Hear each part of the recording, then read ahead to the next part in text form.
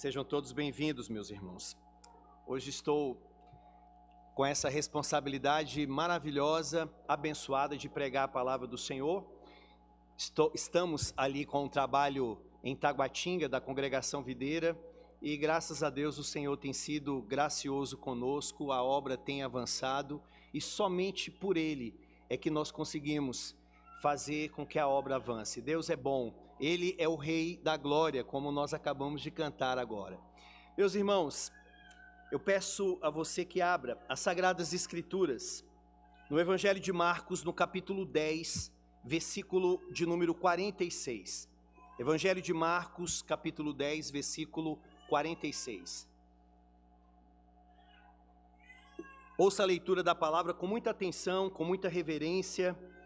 Deus, Ele vai falar conosco, eu creio nisso. Diz assim a palavra do Senhor: E foram para Jericó. Quando ele saía de Jericó, juntamente com os discípulos e numerosa multidão, Bartimeu, cego mendigo, filho de Timeu, estava assentado à beira do caminho, e ouvindo que era Jesus o Nazareno, pôs-se a clamar: Jesus, filho de Davi, tem compaixão de mim. E muitos o repreendiam para que se calasse, mas ele cada vez gritava mais: Filho de Davi, tem misericórdia de mim. Parou Jesus e disse: Chamai-o. Chamaram então o cego, dizendo-lhe: Tem bom ânimo, levanta-te, ele te chama. Lançando de si a capa, levantou-se de um salto e foi ter com Jesus. Perguntou-lhe Jesus: Que queres que eu te faça? Respondeu o cego: Mestre, que eu torne a ver. Então Jesus lhe disse: Vai, a tua fé te salvou. E imediatamente tornou a ver e seguia Jesus estrada fora. Vamos ler agora o capítulo de número 11. Quando se aproximavam de Jerusalém, de Betfagé e Betânia, junto ao Monte das Oliveiras, enviou Jesus 2 dos seus discípulos e disse-lhes: Ide à aldeia que aí está diante de vós, e logo ao entrar achareis preso um jumentinho, o qual ainda ninguém montou. Despreendei-o e trazei-o. Se alguém vos perguntar: Por que fazei isso? Respondei: O Senhor precisa dele e logo o mandará de volta para aqui. Então foram e acharam o jumentinho preso junto ao portão do lado de fora, na rua, e o desprenderam. Alguns dos que ali estavam reclamaram: Que fazeis, soltando o jumentinho? Eles, porém, responderam conforme as instruções de Jesus. Então os deixaram ir. Levaram o jumentinho, sobre o qual puseram as suas vestes, e Jesus o montou. E muitos estendiam as suas vestes no caminho, e outros ramos que haviam cortado dos campos. Tanto os que iam adiante dele, como os que vinham depois, clamavam: Hosana, bendito o que vem em nome do Senhor, bendito o reino que vem, o reino de Davi, nosso pai, hosana nas maiores alturas. E quando entrou em Jerusalém, no templo, tendo observado tudo, como fosse já tarde, saiu para Betânia com os 12. Essa é a leitura da palavra, meus irmãos. Vamos orar. Senhor, Rei, soberano Deus, aqui estamos, Senhor, o teu povo, a tua igreja, e nós cremos, Deus querido, que quando a sua palavra é pregada com fidelidade, a tua presença é real. Nós cremos nos modos revelacionais que já ocorreram. O Senhor falou teofanicamente, o Senhor falou por intermédio dos profetas, mas o Senhor falou e fala definitivamente no teu Filho, Jesus Cristo, e o Senhor fala através do registro das coisas concernentes a Ele. Por favor, Deus, fale conosco, nós queremos aprender a sua palavra, nós queremos crescer mais à semelhança de Cristo, Ele que abre os nossos olhos, Ele que é o Rei maravilhoso. É no nome dEle que eu oro, Deus, em nome de Cristo Jesus, amém. Meus irmãos, em um determinado domingo, pela manhã, especificamente em 6 de janeiro de 1850, o jovem chamado Charles Randall Spurgeon, ele estava indo para uma igreja no pequeno vilarejo que ele morava. Só que o Spurgeon ainda não era convertido, ele ainda não havia sido regenerado pelo Senhor. E naquele dia, naquela manhã, a providência do Senhor o alcançou. Houve uma grande tempestade de neve que acabou impelindo, levando Charles Spurgeon para uma pequena igreja, uma igreja metodista. Ele entrou naquela igreja, constatou que tinham poucas pessoas, não era como esse número que tem aqui, eram apenas 12 pessoas que estavam ali. E nem o pastor estava naquela manhã, porque o pastor também havia sido vítima daquela tempestade. Mas uma daquelas pessoas que estavam ali dentre os 12, ele foi pregar a palavra, ele pegou a Bíblia e ele abriu em Isaías 45, versículo de número 22, que diz assim: olhai para mim e sereis salvos, vós todos os termos da terra, porque eu sou Deus e não há outro. E ele começou a pregar. E aquele jovem pregador, ele pregava dizendo para as pessoas: vocês devem olhar para Cristo pela fé, vocês devem contemplar o Redentor. E ele ia olhando para as pessoas e fitava cada um em seus olhos, até que ele olhou para o Spurgeon, o jovem de 15 anos, e falou: jovem, você deve olhar para Cristo. Jovem, você deve olhar para Cristo. Você não tem mais nada a fazer do que olhar para Cristo e viver. Quando ele falou aquilo, aquele homem nasceu de novo. Aquele jovem se converteu. E depois Steve Lawson, que escreveu uma obra sobre Spurgeon, ele diz assim: como uma seta mandada pelo arco do céu, o evangelho atingiu o alvo que intencionou. O evangelho alcançou aquele jovem. O nosso Senhor abriu os olhos de Spurgeon e ele se tornou o maior pregador da Inglaterra. Se tornou um jovem extremamente usado pelo Senhor. Por quê? Porque o rei abriu os seus olhos. Depois de um tempo, Spurgeon, lembrando daquele dia, daquela pregação, ele disse assim: imediatamente, quando aquele pregador falou da palavra do Senhor, eu vi o caminho da salvação. Foi como a serpente que foi levantada, aquela serpente de bronze, e as pessoas olhavam para aquela serpente e eram curadas, e eu fui curado naquele dia. Naquele dia os meus olhos foram abertos para contemplar o rei. Meus irmãos, por que os olhos dele foram abertos? Porque o rei fez uma grande obra na sua vida. Jesus é o rei que abre os nossos olhos. E nós veremos nesta noite, nesse sermão, nessas duas perícopes, de Marcos 10, 46 até o final de Marcos 10, e Marcos 11, do versículo 1 até o 11, que o nosso Senhor Jesus Cristo, ele vai abrir, primeiramente, os olhos de um cego, o famoso cego Bartimeu. Mas ele vai abrir não somente os seus olhos físicos, mas principalmente os olhos espirituais daquele cego. Ele vai fazer uma cura maravilhosa na vida daquele homem. E depois nós veremos no capítulo 11, que o nosso Senhor Jesus Cristo, montado em uma jumentinha, ele vai entrar em Jerusalém, vai ser ovacionado como rei, e de muitas pessoas também ele vai abrir os olhos. Então, meus irmãos, fiquem atentos à pregação, fiquem atentos às Sagradas Escrituras. O primeiro ponto que nós vamos ver desse texto é que o nosso Senhor, ele abriu os olhos de Bartimeu.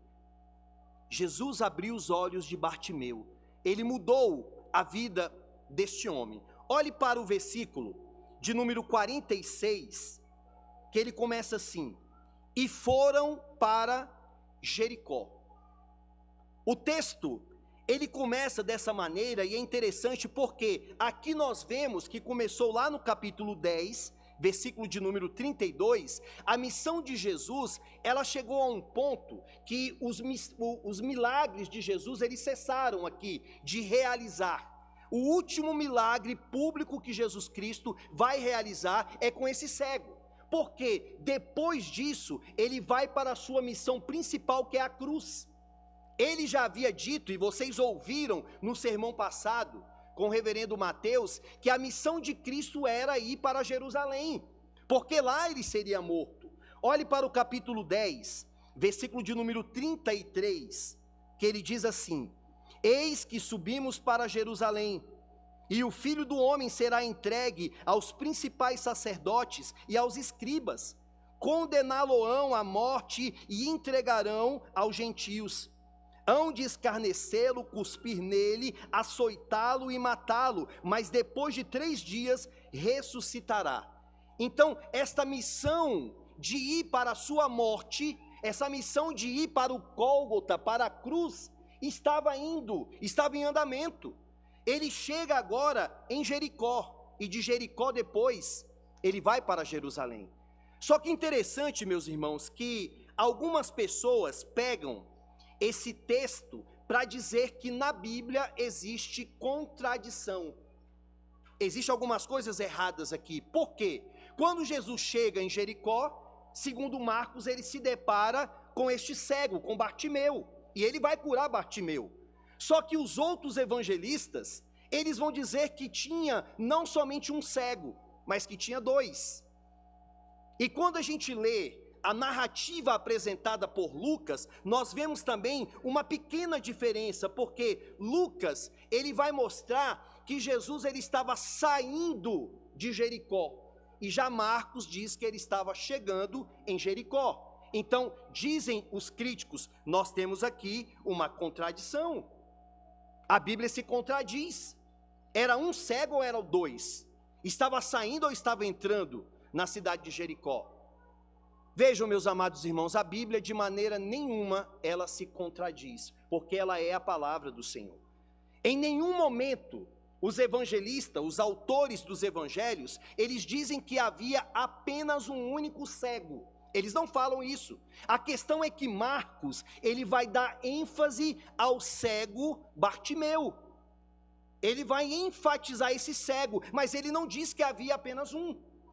É muito semelhante, por exemplo, quando nós olhamos lá para o livro do Gênesis, Gênesis capítulo 4, versículo 17, eu não sei se você, antes da sua conversão ou no começo da sua conversão, você já não se deparou com essa dúvida.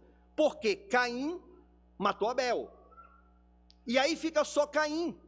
E Caim depois, mais à frente, descobrimos que Caim ele se casou. E a pergunta que as pessoas fazem é, ele se casou com quem?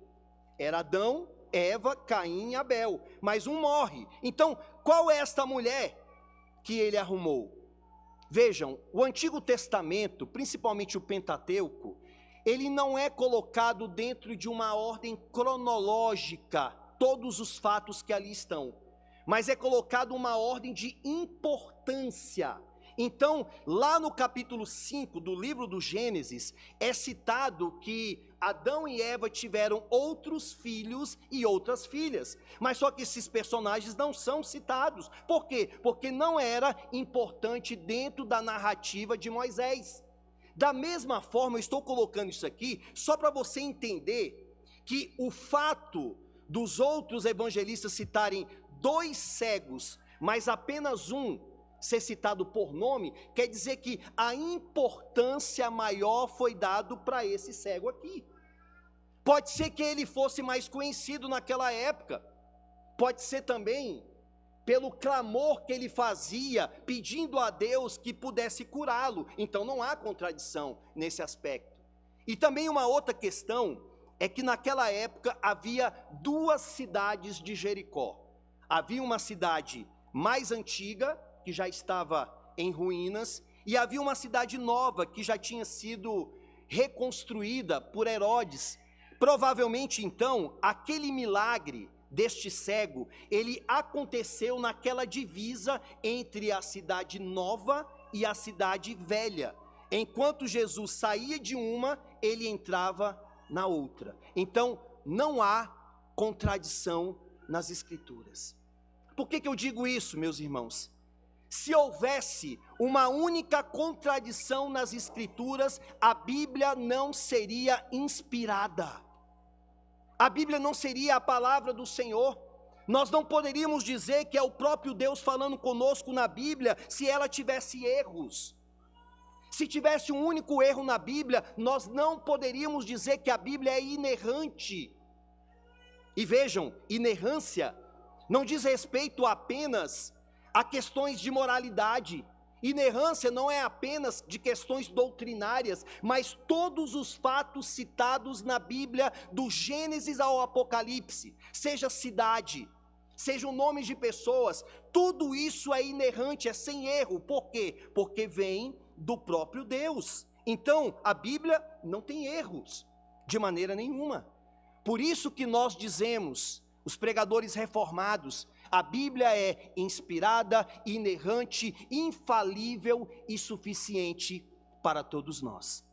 Agora vejam, meus irmãos, continuando o texto, olhe para o texto diz assim: quando ele saía de Jericó, juntamente com os discípulos e numerosa multidão, Bartimeu, cego mendigo, filho de Timeu, estava sentado à beira do caminho. O que ele estava fazendo ali? Mendigando, estava pedindo, estava esmolando. Vejam, meus irmãos, que o pecado, quando ele entrou no mundo, ele trouxe todas estas consequências. Ele trouxe a consequência da pobreza, da tristeza, da miséria. E este homem, ele estava passando por uma situação muito difícil.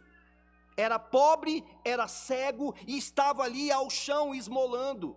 Provavelmente ele estava num lugar que era muito propício, aonde várias pessoas passavam para ir até Jerusalém para a Páscoa, para as festas que tinha lá na cidade. E lá estava aquele homem. Ele não podia, meus irmãos, nem celebrar a Páscoa junto com os judeus. Ele não tinha condições físicas para isso. Mas a única coisa que este homem fazia era clamar. A única coisa que lhe restava a fazer e que ele fez foi pedir a Deus por misericórdia. Olhe para o verso 47. E ouvindo que era Jesus, o Nazareno, pôs-se a clamar: Jesus, filho de Davi, tem compaixão de mim. E muitos o repreendiam para que se calasse, mas ele cada vez gritava mais: Filho de Davi, tem misericórdia de mim.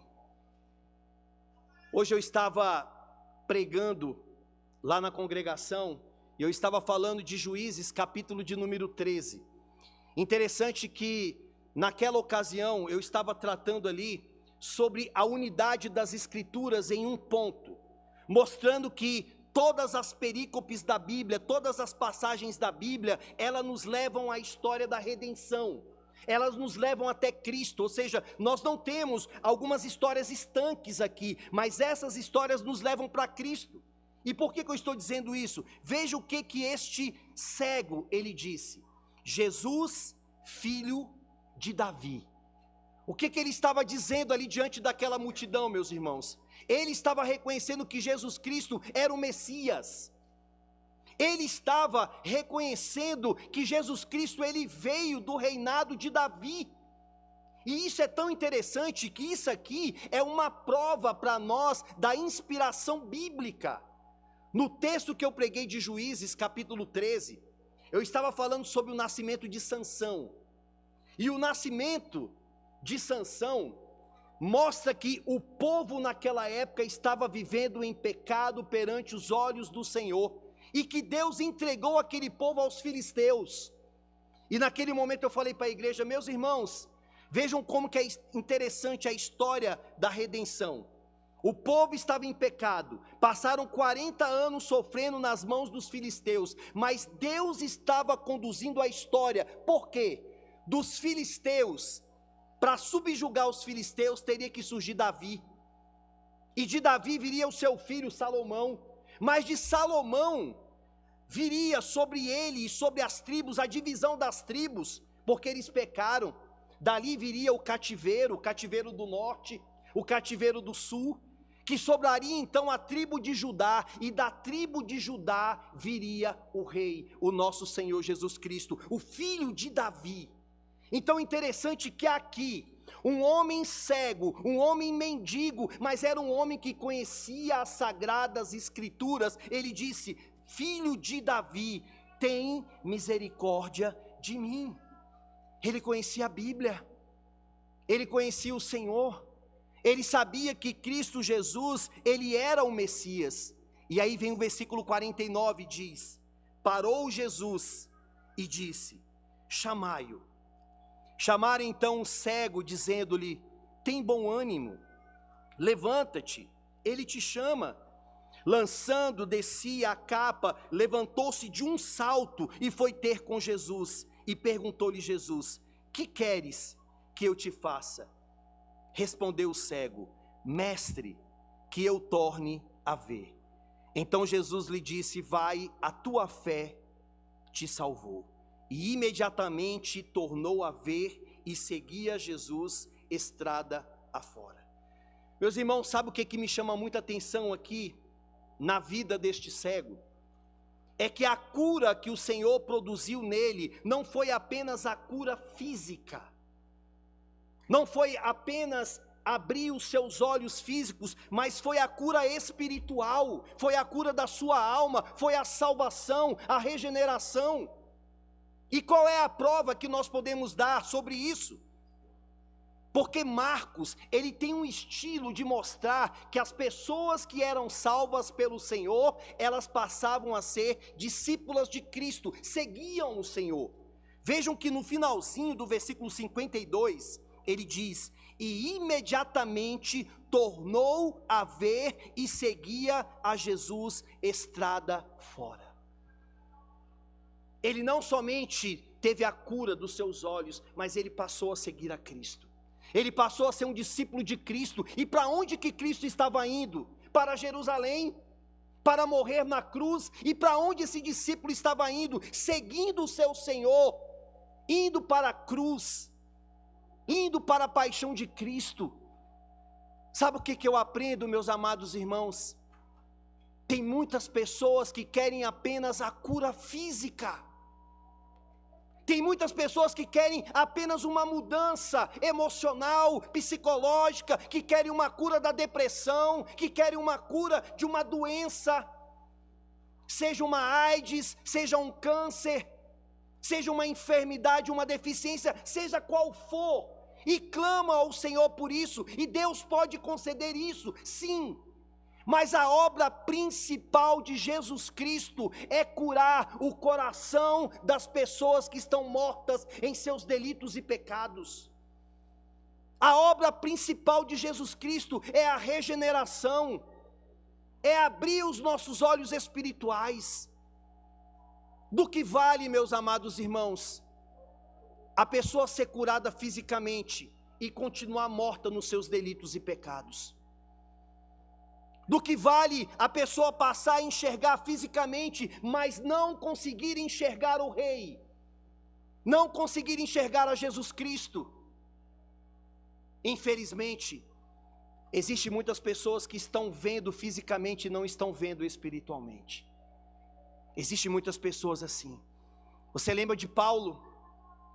Paulo, quando estava indo no caminho de Damasco, Paulo enxergava, tinha suas faculdades físicas normais, corretas, mas aquele homem, quando estava indo no caminho de Damasco para acabar com o cristianismo, para perseguir os cristãos, o Senhor fez com que ele passasse a enxergar espiritualmente. Ele se converte, e depois Ananias vai lá e encontra ele na casa de Judas, e diz: o Senhor me trouxe aqui para recobrar a sua visão.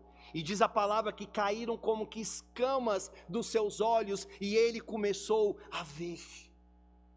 Ah, meus irmãos, que Deus abra os nossos olhos espirituais, que Deus faça com que a gente veja de fato Jesus Cristo. A pior cegueira que tem é a cegueira do coração.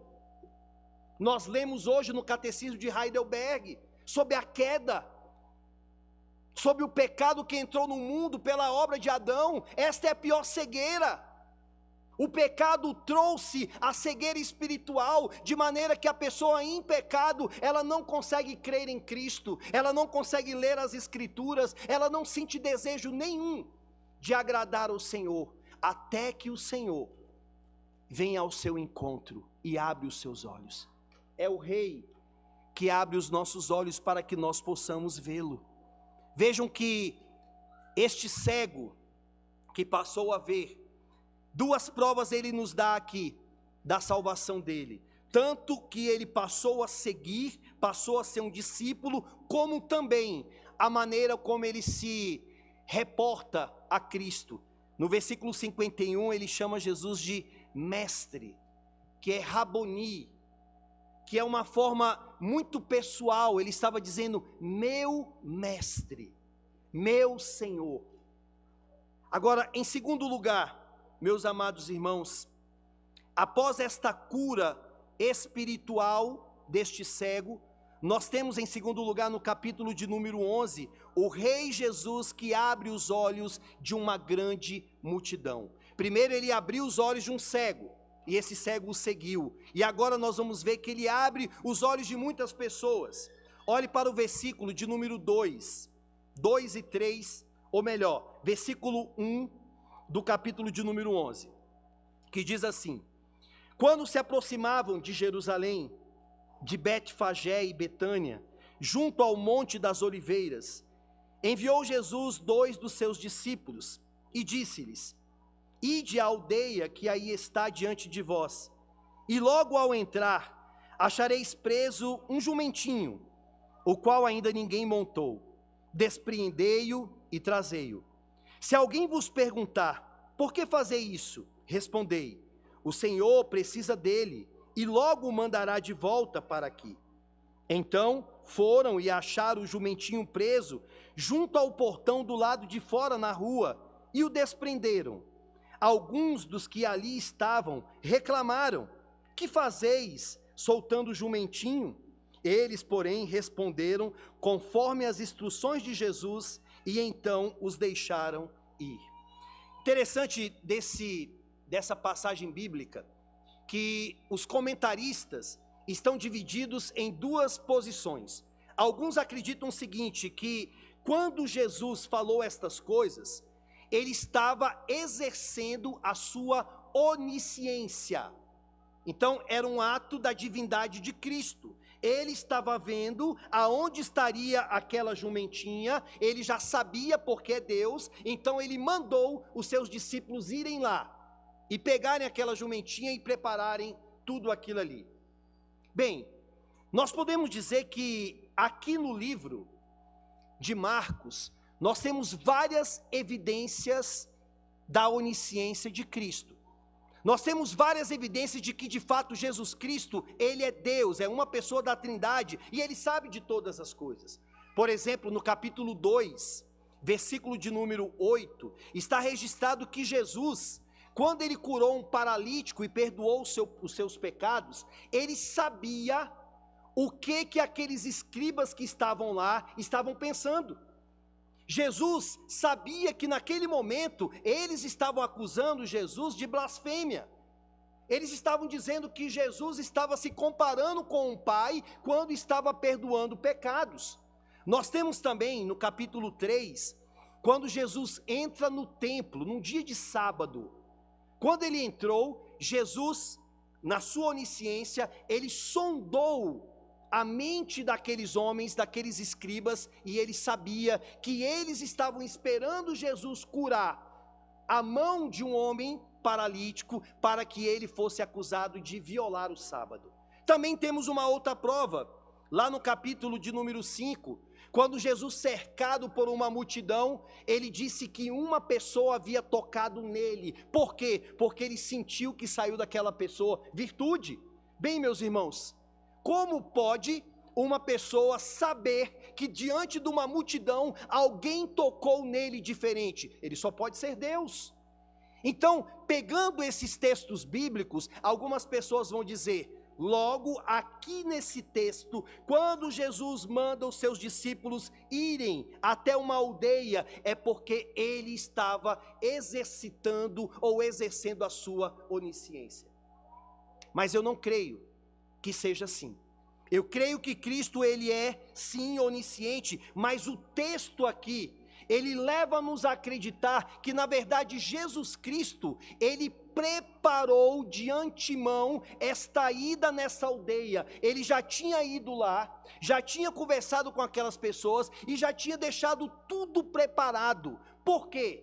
Isso mostra para nós, meus irmãos, que Jesus Cristo, quando ele age assim, ele estava agindo intencionalmente dentro da sua missão, no qual ele sabia que ele era o Messias. Jesus, ele planejou ir até aquele lugar, porque ele estava cumprindo a profecia de Zacarias capítulo 9, versículo de número 9, que diz assim: alegra-te muito, ó filha de Sião, exulta, ó filha de Jerusalém, eis aí te vem o teu rei, justo e salvador, humilde, montado em um jumento, num jumentinho, cria de jumenta. Ou seja, Cristo, ele estava tendo a consciência de que fato ele era o Messias e de que ele estava cumprindo este texto, de que ele iria entrar em Jerusalém montado em uma jumentinha.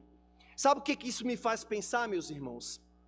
Lá no Antigo Testamento, nós temos os profetas, e os profetas, eles tinham uma consciência de que eles eram profetas. Eles tinham consciência de que as palavras que eles proferiam eram palavras que vinham da parte de Deus. Eles sabiam diferenciar o que era uma palavra de Deus e o que era pensamentos deles. Ou seja, eles tinham uma consciência de que eram profetas. Da mesma forma, Jesus, ele tinha consciência de que ele era o Messias. Ele tinha consciência de que naquele momento ele estava cumprindo Zacarias capítulo 9, versículo 9, de que ele era o Messias. E a pergunta que eu lhe faço é a seguinte: você tem consciência de qual é a tua missão nessa terra? Você tem consciência, assim como os profetas tinham de que eram profetas, Jesus de que ele era o Messias, você tem consciência para que Deus te chamou? Qual é a tua missão nessa terra? Esses dias que eu estava de férias, eu estive lendo e relendo algumas obras. E algumas obras falaram profundamente comigo, principalmente aquela série Homens Piedosos. Eu recomendo para vocês lerem. E eu li várias coisas, não li toda aquela série, mas eu li alguns livros.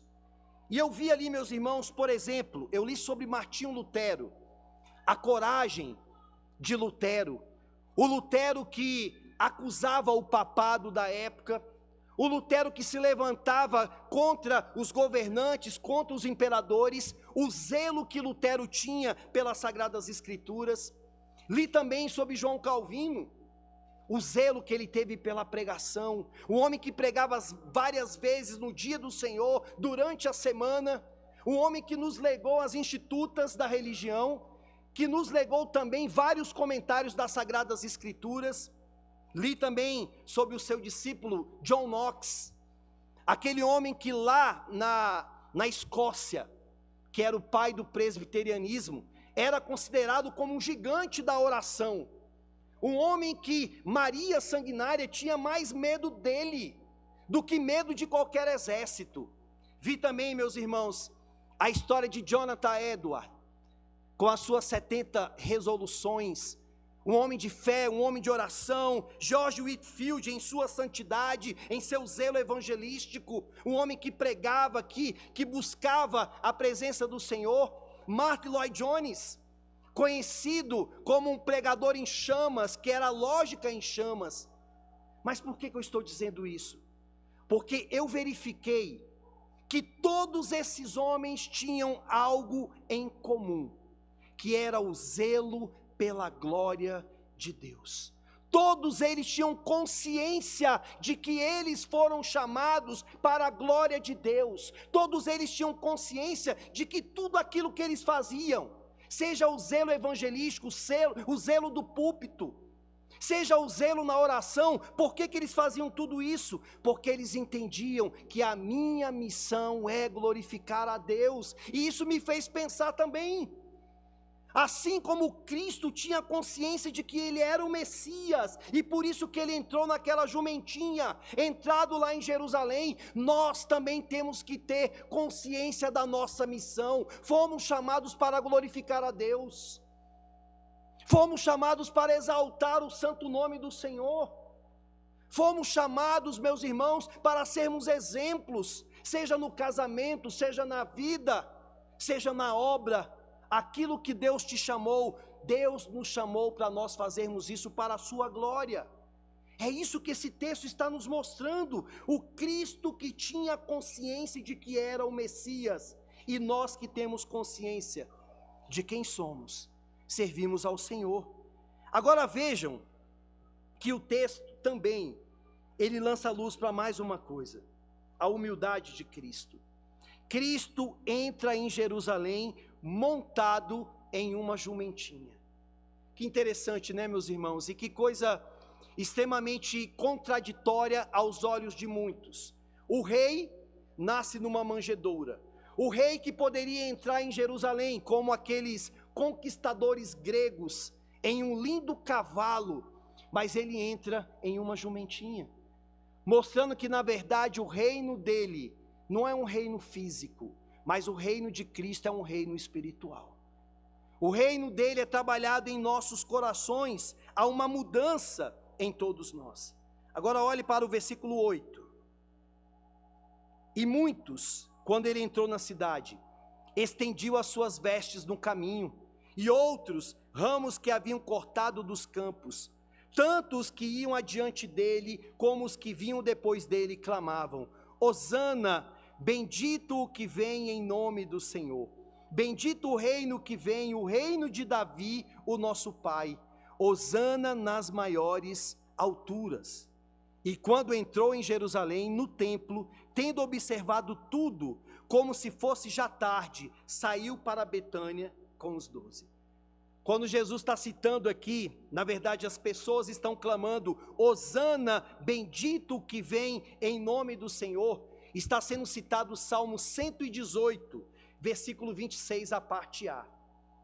Lá no Antigo Testamento era quando os peregrinos, eles iam para o templo para adorar o Senhor, para as festas que tinham naquela época, e lá de dentro do templo gritavam: Hosana, sejam bem-vindos aqueles que vêm em nome do Senhor. E agora Cristo entrando em Jerusalém, é citado essas palavras. Provavelmente houve uma mudança ali. Quando eles estavam citando Hosana, eles estavam citando mais no sentido de uma adoração a Cristo, porque o sentido original é: Hosana é aquele que salva agora, aquele que muda agora, mas eles estavam dizendo como se fosse aleluias, louvado o rei que chegou entre nós. Mas sabe o que isso me faz pensar, meus irmãos? E eu conversava aqui com o presbítero Charles, que as mesmas pessoas que adoraram a Jesus naquele momento, ou melhor, uma grande parte daqueles que adoraram Jesus, que ovacionaram a entrada do rei, seriam aqueles mesmos que depois lá no final diriam: crucifica-o. Seriam os mesmos que depois iriam cuspir na cara de Jesus, iriam blasfemar diante dele. O que nós aprendemos desse texto, meus amados irmãos? Qual é a missão principal do rei? Abrir os nossos olhos espirituais. Essa é a missão principal de Cristo Jesus. Não é uma mudança necessariamente fisicamente, não é uma mudança financeira, não é uma mudança na sua vida aqui, ainda que muitas coisas podem acontecer, mas a missão principal de Jesus sempre foi buscar aquele que estava perdido. A missão principal de Jesus foi cuidar e proteger e levantar os eleitos de Deus. A missão principal de Jesus é que através da pregação da palavra, aqueles que estão mortos possam ter vida, possam ser levantados e possam conhecer ao nosso Rei. Assim como Spurgeon, que estava morto em seus delitos e pecados, e ele passou a ver o Rei. Que isso também aconteça com aqueles que estão aqui e se porventura ainda não conhecem o Senhor. E eu gostaria, meu irmão, de chamar a sua atenção, caso os teus olhos já tenham sido abertos. Agradeça o Senhor. Agradeça a Deus porque os teus olhos foram abertos pelo Rei. Amém, meus irmãos? Feche seus olhos, vamos orar. Senhor Deus, nós te louvamos, Senhor, porque o Senhor abriu os olhos de Bartimeu. Nós te louvamos, Senhor Deus, porque o Senhor, quando entrou em Jerusalém, abriu também os olhos de várias pessoas, mudou a vida de várias pessoas, ainda que muitos ali ainda continuaram com seus corações endurecidos. Mas nós te louvamos nessa noite, Senhor Deus, porque estamos aqui, porque o Senhor fez uma obra em nós. Muito obrigado, Jesus Cristo. Obrigado pela regeneração. Obrigado pela santificação, obrigado por esta grande obra, obrigado pela missão do Senhor, Deus. Nós oramos em nome de Cristo Jesus, agradecidos. Amém.